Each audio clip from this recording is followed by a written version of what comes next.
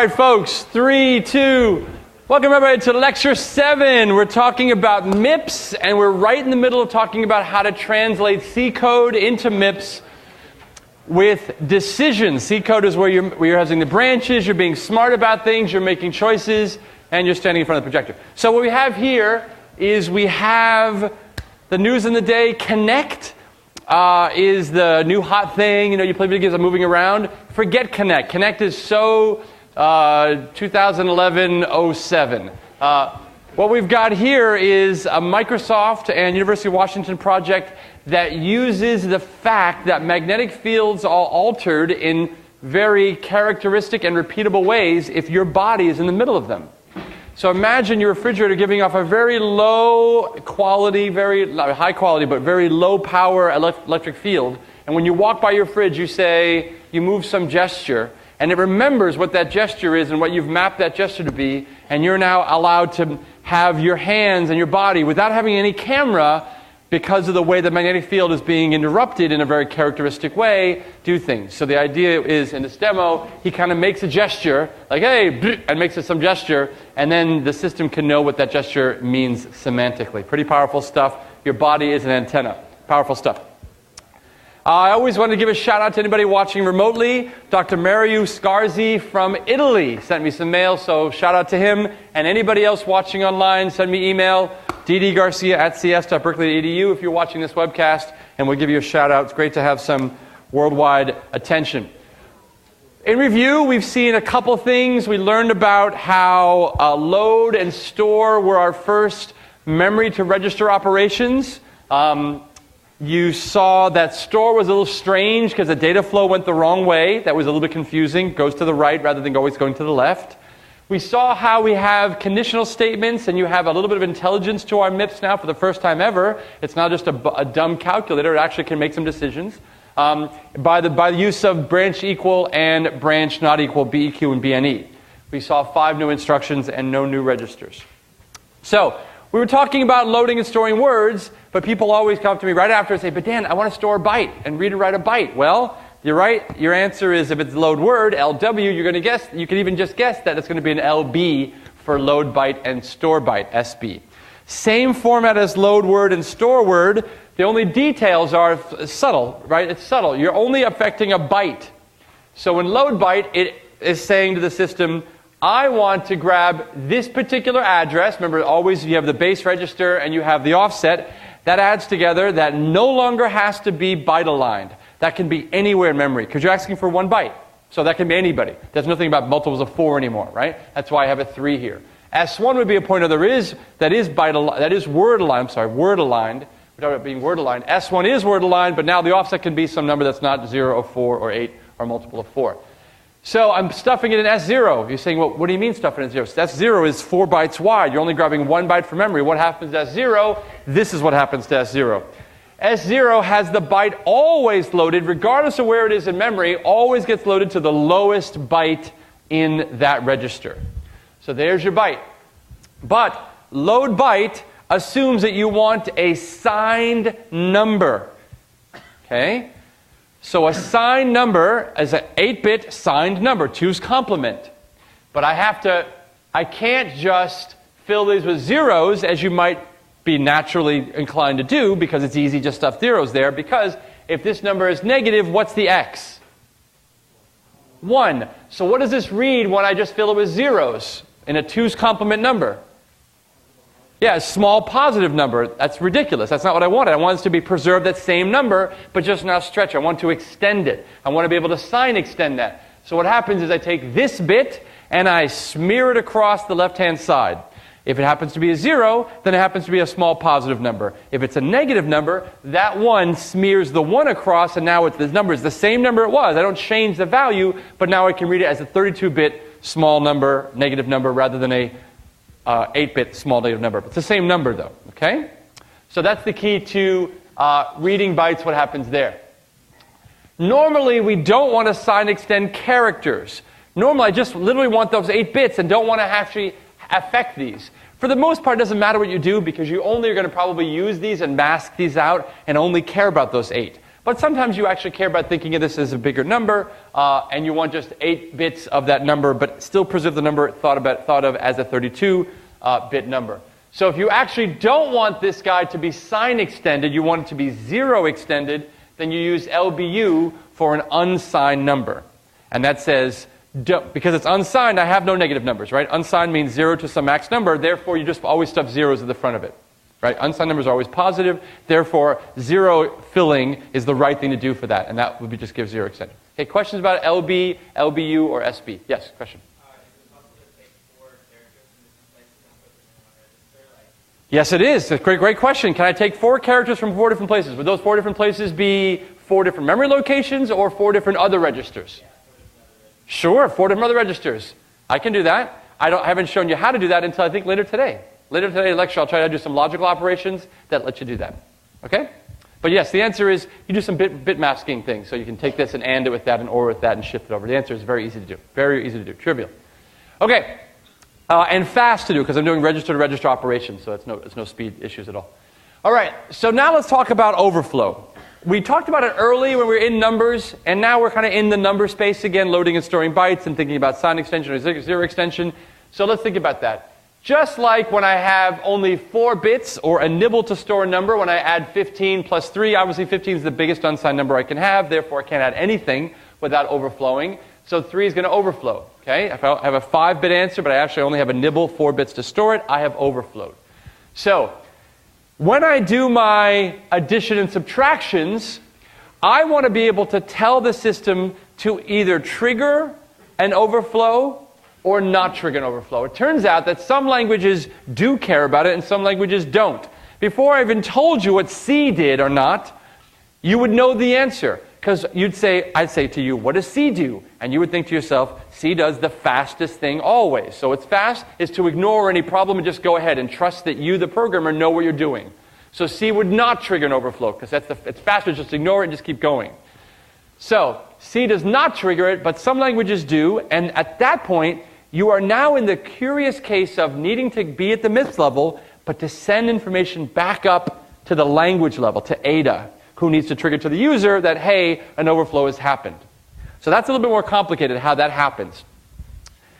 But for now, we'll just call it about detect, and we'll deal with that later. I think we actually never even ask you to talk about it. We don't teach you how that works. You can read about it. It's something called a trap and some other things you can read about. It's in the book to understand how the MIPS level sends messages back up to the language level.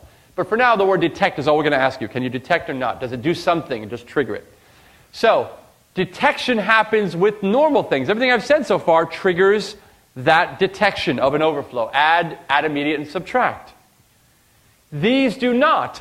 Unsigned. When you hear the word unsigned, your brain, in terms of overflow, your brain should say to yourself, oh, unsigned, okay, that means only positive numbers, right? No negative numbers. And it also means don't worry about overflow because it's like the odometer wrapped around, but if you think about it as unsigned, that's a natural occurrence. You just wrap around and I know what you mean, so don't bother me with the details. I know it's going to overflow, but I don't care. I just kind of want the lowest bits.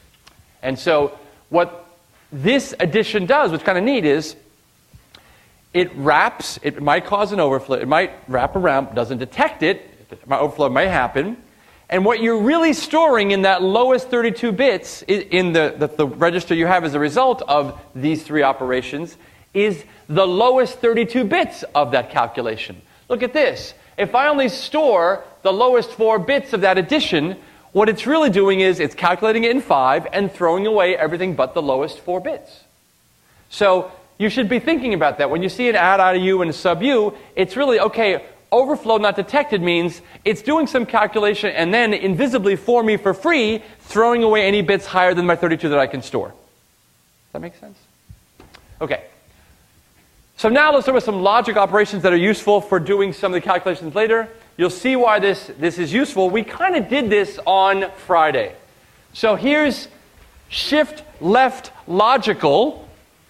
You can see the format looks kind of like the immediate format because I've got register, register, constant, right? And where that constant is the guy who's the amount you're shifting. But we're going to see that that's actually subtle. It actually isn't the same format as a register, register, immediate because some other details will come up. But For now, I have register, how much you're shifting by. And to shift means you pick up the bits, literally pick up the bits, you zero out what was there, and then you slide over to the left, your left, my right, and then you drop them down. So here's SLL2, which is, and here's the beautiful C code. Many of you have seen this. How many of you have seen that greater than, less than, or greater than thing? Okay, most of you have seen that before. So this is how it looks like in C, and this is what it maps to in MIPS. And the idea, if you haven't seen, for those of you who didn't raise your hand, here's the bits. Here's, I happen to have the value 2 stored in hex. So here is the 2 here. I'm essentially inserting zeros as I slide over it. My model of pick it up, zero out the whole thing, and then put it down, shift it over, is like shift it over and then backfill it with a 0, is another way to think about it. So the 2 green guys are the zeros that filled in. What is the arithmetic effect that shift left does? Multiply by 2 to the some number, 2 to the shift amount, right? Pretty easy. So, and shift right logical does the same thing on the right, pushes things to the right, and 0 fills it. Does that make sense for things that are signed? What happens there?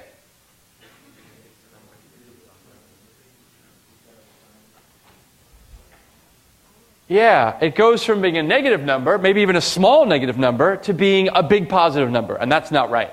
So you're going to see that there's an additional guy called SRA, shift right arithmetic, that kind of sign fills it. Whatever the high sign was, preserves it. So preserves the sign value of that. So that's kind of nice. So there's SLL, SRL, and SRA, which are useful to move things around. And you're going to see why that's useful. Next slide. Yeah? Okay. So we're still working on doing conversion of C to MIPS. We're still on the model of C to stank C to then, C with go-tos and labels to then MIPS. We always have known that's the way to do that. So here's my do-while loop. This is a very simple do-while loop. G equals G plus A of I equals I plus J, and while I is not equal to H. Very common piece of code. You might see this all around. You rewrite this as stank C, which is here's a label, here's a go-to. And you can see why this is the same thing. Let's verify that. Do means do the stuff before you even do the test the first iteration. And then do the test and keep going as long as the test is still true. So it says loop, and then do code, and then if this thing is true, then go back to the top. It actually reads better as the stank C than it does in the do while thing, just in terms of parsing it if you're new to C. So now, assuming this is our mapping and it's a little dark, base of A is S5, how does this work? Let's walk through. I'm not going to make you do this. This is a little harder. But let's actually walk through together, make sure every line, in fact, I'm going to sit in Mike's chair, I'm going to join you as an audience member, and let's now appreciate this together. Here we go. First line, SLL, SLL. Dan just taught me SLL. This is why I needed that before, because I'm going to be shifting over. Why? Why am I, let's all react. Why am I doing an SLL here? Look at this. Remember the comments I say are often more useful than the thing. T1 equals 4 times I. Here's the code right here, right? I need to get to the A of I. I'm trying to get A of I and then add it to G. G is an S1. Here's my final G equals G plus A of I. So T1 is going to be the temporary guy storing A of I. So far, so good? Say yes. Okay. So now, how do I get A of I? A, I didn't tell you, is an array of integers. Okay. Well, uh-oh, I'm too near a cell phone. That's what, see what, no, I touched it. See how when I touched it? That's the, I have to go away from, no. There's this great, hilarious movie in 1978 called The Jerk by Steve Martin. And he thinks that some guy's trying to kill him, and he has this, and he's running, and he keeps thinking the cans, because he stands in front of these cans, and the sniper is shooting at him, and he keeps, the bullet holes go, and the cans are like exploding, and he's like, it's the cans. He works at a gas station. He runs over here, and all of a sudden the guy's trying to shoot him some more, and then and he goes, more cans! It's the cans! So now I'm saying it's the cell phones. Okay, so it's the cell phones. Like I could actually get away from cell phones in today's society, right? So maybe it's me. I wonder if it actually is me. Look at that. I'm going to turn my cell phones off, and maybe that's going to help. Okay. So let's go back here. T of I equals 4 times I. Why am I doing this? Well, Dan, for like the 9th lecture in a row, you're reminding us that when you have it's byte addressed, but integers are 4 bytes wide. When you go to the next integer, you have to multiply by 4. If I go to A of 5, it's actually the 20th byte away from A. Remember that last time? So something has to multiply by 4. So let's do this. Look at this. Shift left logical, T1, S3, 2. S3 is the red guy, which is the I. So now I times 4.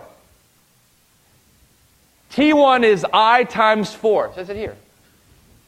Then I add that unsigned. Now the first time you're seeing unsigned because it's an address. Why would I have a signed thing that if it happens to A, it better not wrap. If it wraps, then I've like read off the edge of the, which is possible. You could have an array that starts at the top and only have like a couple bytes, but you put in an argument of A of I of 8 of 300, and it actually would be something past your address space, which will wrap. But it's C, you should make it fast. So if it wraps, I don't care. The segfall will cause an error in the first place, right? So anyway, it's actually curious that this could actually work. If you call this add U, and that index is big enough, it could actually wrap you to a valid place that is word aligned down here, and you're now reading from a thing down here rather than, anyway. So TI equals address A plus 4I. Remember, the 4 is going to come and bite you over and over and over again. So this is how cool the SLL is. It says I, shift left by 2 spaces, now it's I times 4. I add that to my array, put that some temp guy called T1 with no offset, and that's how you access A of I. You may have not seen how to do A of I in general. You said, like, Dan, I get this thing here, and people after lecture on Friday said, when do I ever have a non-zero number as my offset? And I say, well, sometimes in structs, and sometimes if you have hard-coded A of 5, you'd put 20, as we saw in the other example. But here's a case where you have A of I, which you're going to, the most common thing in the world is A of I, right? That's the most common thing in the world if they're going to think memory. And so this is how A of I gets translated. It takes 4 lines to do A of I. 3 lines for A of I, and the addition is the 4th line. Questions about that? Hopefully, it's just, I went a long time on something that isn't that hard. Then this is I because I plus J, and then this is branch not equal. If I is not equal to H, which is these guys not equal, go to loop. Branch not equal, go to loop. I'm done. So these 3 lines became 6 lines of MIPS, but hopefully not too bad. Questions? All right? Okay. So one of the things to note is that now that I have given you how to do a do while, you recognize that essentially these while, do while, for all can be kind of rewritten as each other.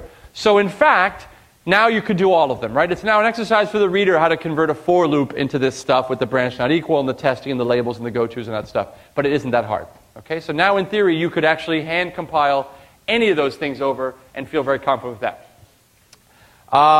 And again, the key thing here is the conditional branch, the BNE, the BEQ. Okay? So now we're closing out on how to do that. And Mr. Trivia, we had a really great TA meeting. We felt so good about this. We have planned out everything up and through. This is all, remember, a new class for all of us. I think one of the TA, I think I never has been familiar with discussed before, but for most of us, this New World C is new for us, and so we're kind of trying to make sure that we have it a couple weeks in advance, and now we're week 4 today with us, but we have the schedule confirmed and finalized up through week 7. So and we feel really good about that, including the midterm being scheduled 7 to 9 p.m., giving you enough time for dinner and coming back and doing this thing. Not a 3-hour exam, just a 2-hour exam. We're going to write it for it's less than an hour. I'm going to make sure my TAs can do this midterm in less than an hour, but we give you guys 2 hours for it on the 6th of October. Other administrative that I'm forgetting, we've hired all our readers. The readers are going to be, they're awesome guys. We blessed that. So we're going to have your readers giving you your stuff back. We're excited about that. And yes? The midterm is going to be a cheat sheet. It's a single sheet of paper, handwritten on both sides, as it always is in 61C. Other TA things, we're set on lab 20, which is now 330 soda. Anything else outside of TA? We have, if you know anybody who's taken 61C, tell them to come join us on the team of lab assistants, right? If you got an A or a B, which is like, the vast majority of the folks who take 61C, tell them there's a lot of room for lab assistant help.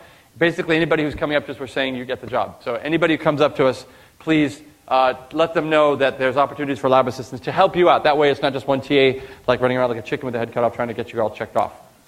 Okay, so now you're saying, Dan, I like it. You've got this great BNE, BEQ thing, but the world isn't so simple for equality and inequality, there's also like greater than or less than issues. So how do we do that? So for the next couple of slides, we'll talk about that one.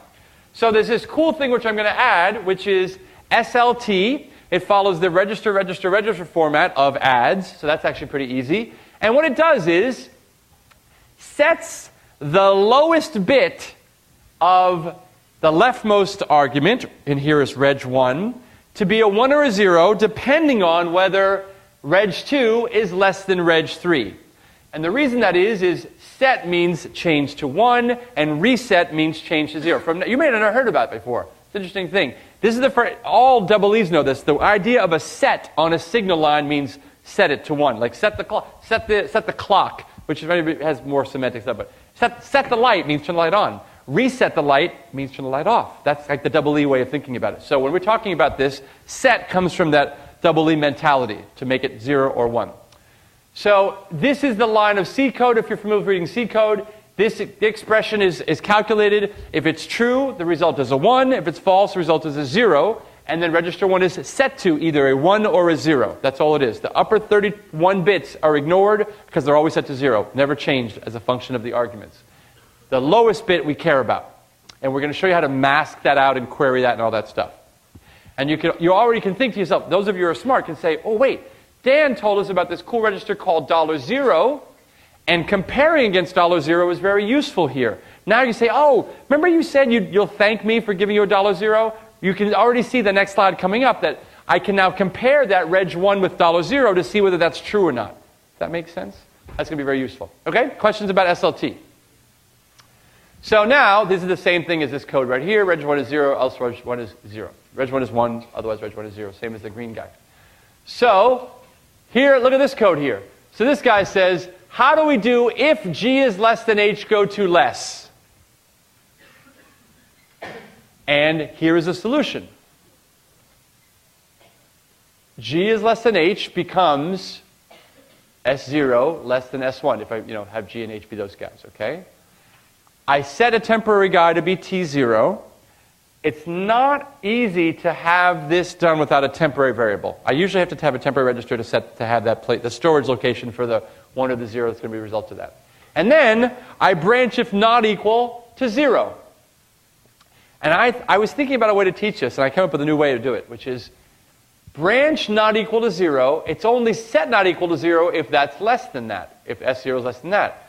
So I think of these two combining to be BLT. I just thought of how clever that was. Okay, so because it's like branch if this is true. It's true if it's not equal to 0, which means that was set to 1, which means it's less than. So think of a BNE, of an SLT BNE combination actually being a BLT. Branch if less than. And now I'm branching to less if S0 is less than there, which is exactly like that. It actually reads like that. Branch if less than. Go to less if less than. BLT. Love it, right? So think of the BNE, SLT BNE combination becoming the if go to and becoming a BLT. Okay? Good stuff. So we can do that.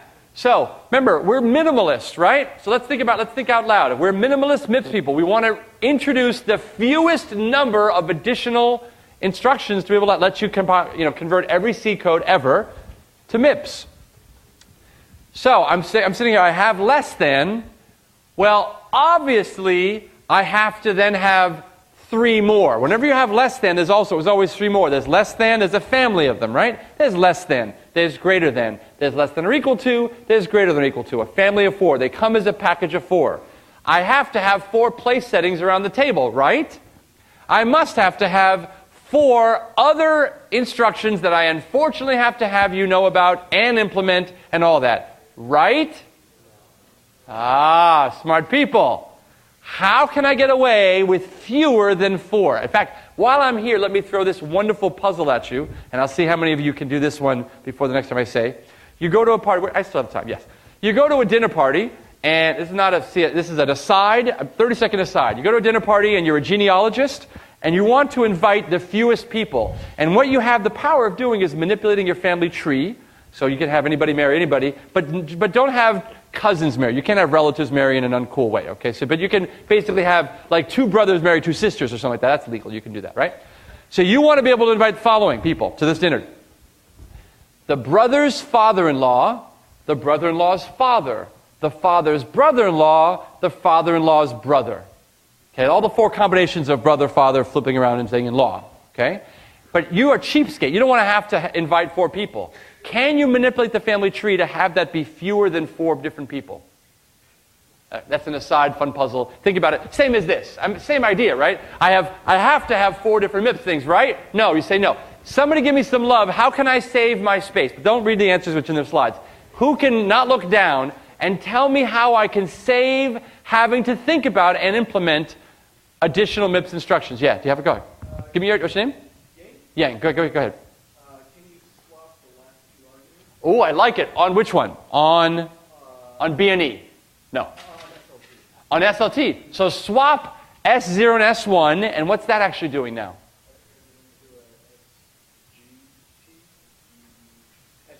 SGE. The opposite. So if it's not less than, what's the answer? Like logically, let's go back to logic. If it's not less than, what does that mean it must be? Greater than or equal to. So now I've got my pair. By just swapping those 2 guys, I've now got greater than or equal to. Love it. You got that? Okay. How is that it? So now I can reduce 4 to 2. No, to now I've taken 1 away. But I still have 2 more guys. I got it. What else? What other fluidity do I have? Yes, in the back. What's your name? Adib. Go ahead. Give me. Steve, go ahead. Sorry, go. Sorry, I didn't get the name. It's hard to hear. The second line, yeah, I have a second line to play with. I love it. Change the BNE to be BEQ, and that's the other one. Right? So, actually, let me go back. I think you were giving me greater than. You didn't do that was the opposite. The whole not thing I did was actually the thing that this gentleman just said. Right? If I swap the BNE to BEQ, it is greater than or equal to. So that's the one that gives me greater than or equal to. I think I kind of got myself tripped up. If I just swap the first 2, it's just less than or greater than. If I swap the bottom one, it swaps the logical part of it, which is the not part of it.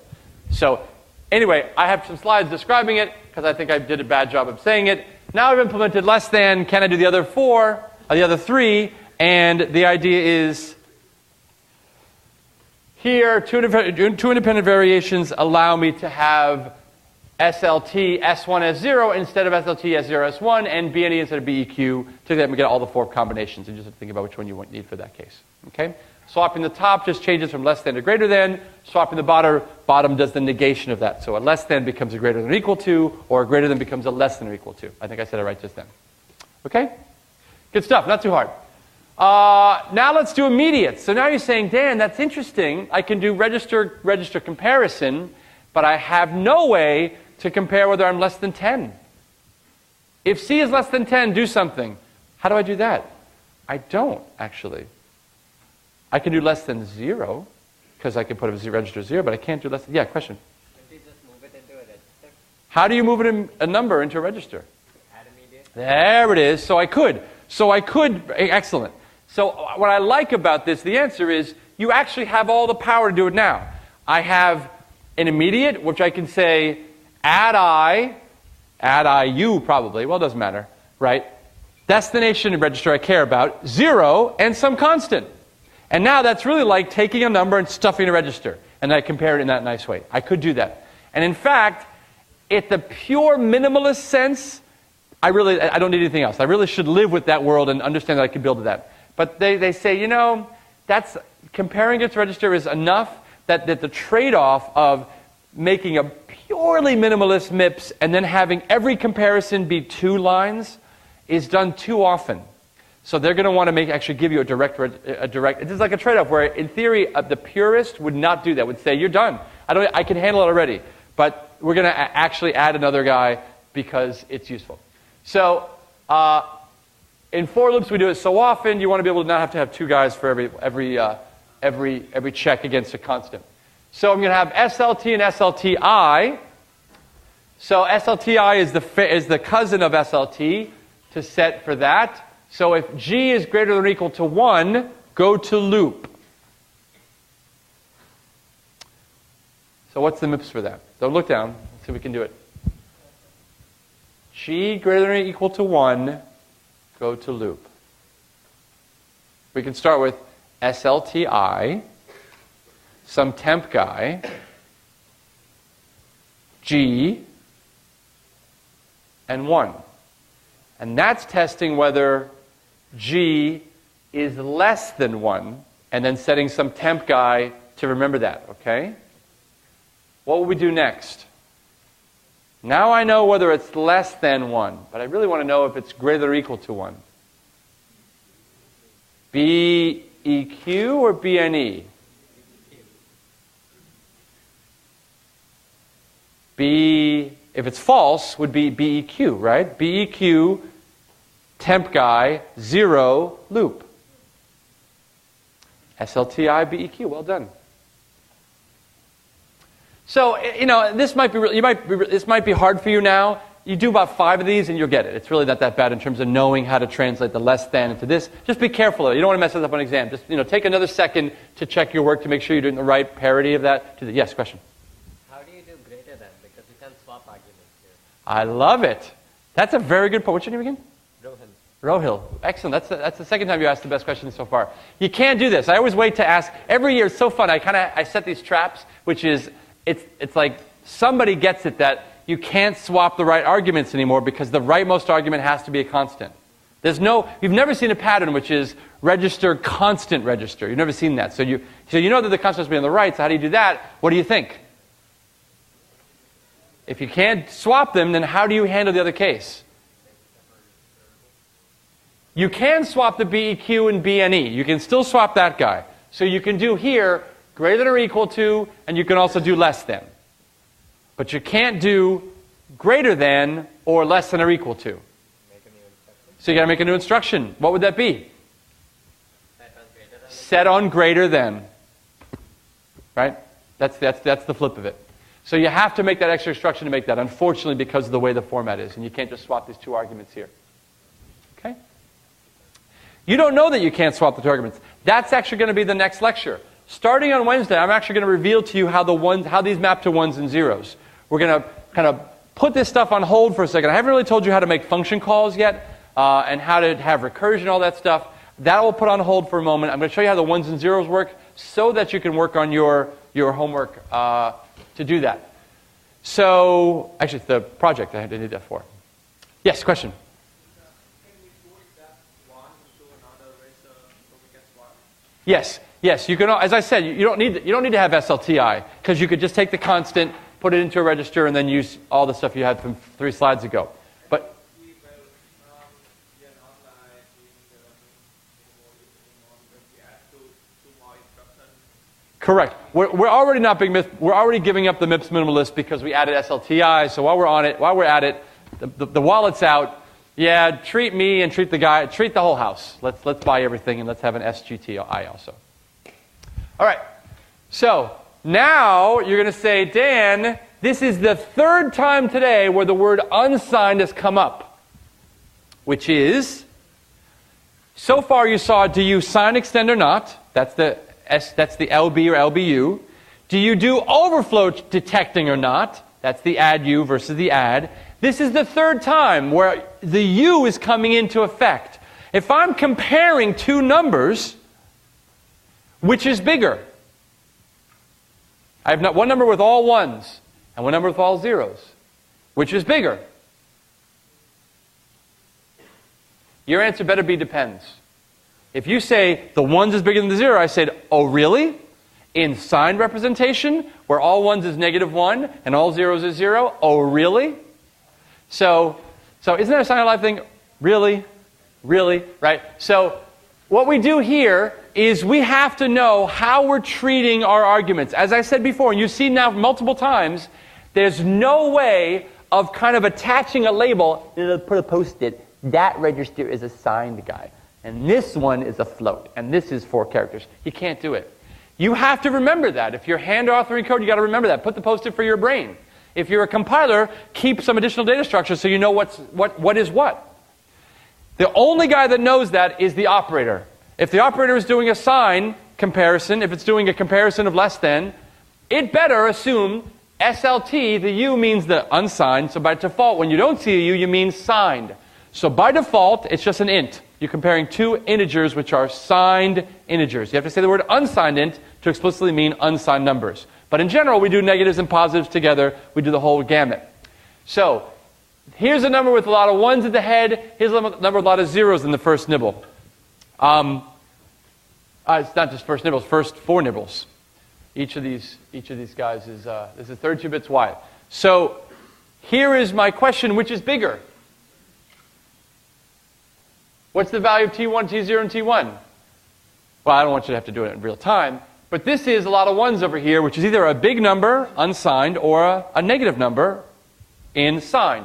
And this is either, actually this guy is the same. The guy on the right is the same either way, because if you lead with 0, then that's unsigned and signed are the same values.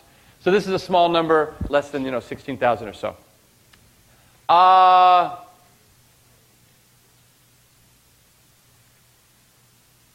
think that's it.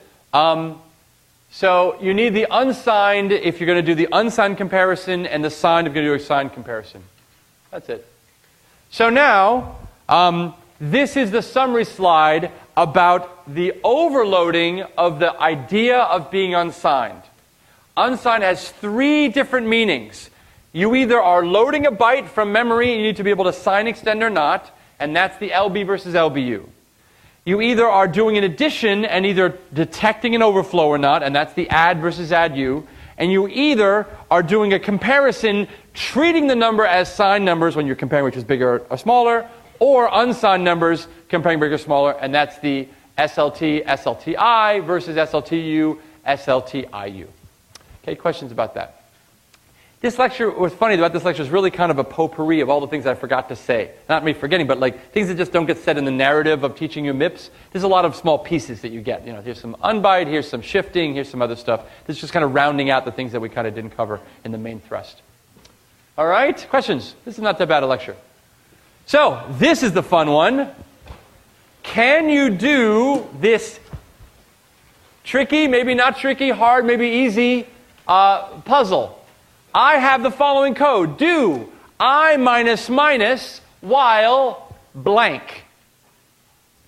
And what code properly fills in the blank of all these options in the loop below? So here's the code. And you can really, to be honest, read the gray comments, because the gray comments are correct, and maybe the gray comments help you. This is one of those cases where actually reading the comments is faster than reading the MIPS and try to rock that one. So be quiet, and let's see if I can actually get you to honestly do this one. This is a real question. Starting to get more towards what I ask you in midterm, but again, this is still on the easy side because you're still learning this stuff. But this is the kind of thing that we would ask you to do. I'll move this over here. I think, hey, move over. Wake up there. Okay, move over to there. Okay. So think about that. That's your process. Don't talk until everybody votes in if you can.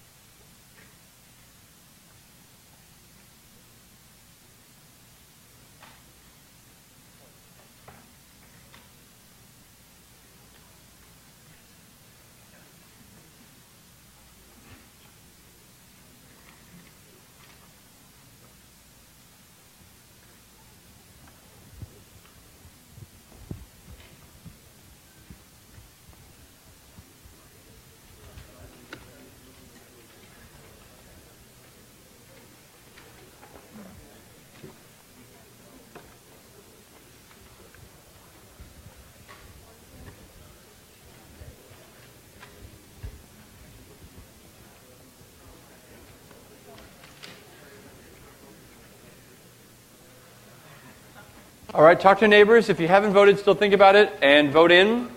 But figure out what you can have for that.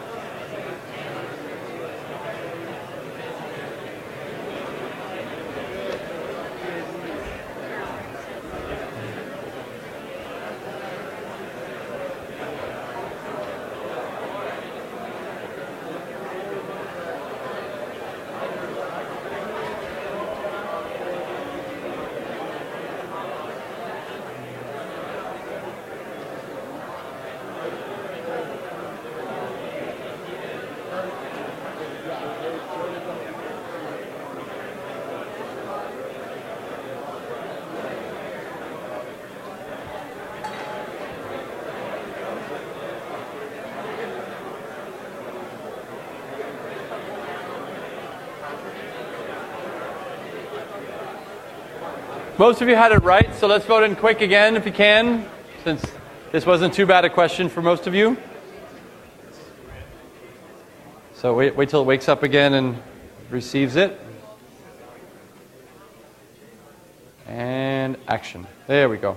It does queue it up, which is quite nice. So 50 votes, it went from 0 to 50 because it remembered that.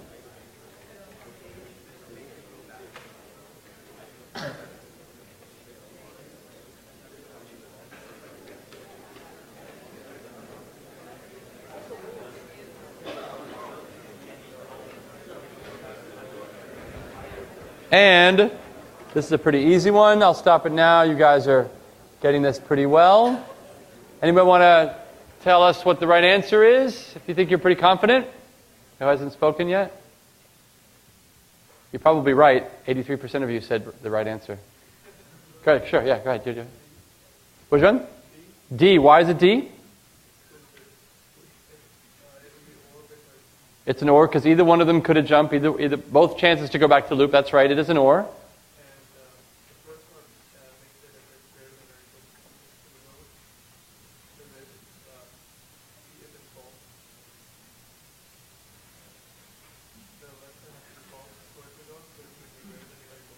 Right. So this one, an SLT BEQ is the opposite. So it's actually greater than or equal to 2, and the second one is an SLT B and E. Remember I said SLT B and E becomes a BLT, and that's just a J less than I, so that's a D, which is, I guess, this right in here. Good stuff. So just to show you guys all did pretty well on that one. That was too easy.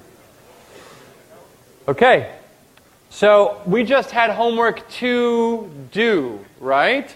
How many? I love that, right? So watch this. Watch this. It's called a question on the fly. Okay? How many hours on homework 2? A, 0 to 5, 0 less than T less than or equal to 5. B, 5, is the 5 the right unit? Maybe I'll just try it. I'll hope it. 5 is that. T less than or equal to 10. C, 10, T, 15. D, blah, blah, blah, 15, T, blah, blah, blah, 20, E, okay, shh. And I will let you vote and watch it as it comes up. I love these things. Sorry? I didn't hear. Oh, it's not finished. You're still working on it. You're doing slip days or something? Okay. Start.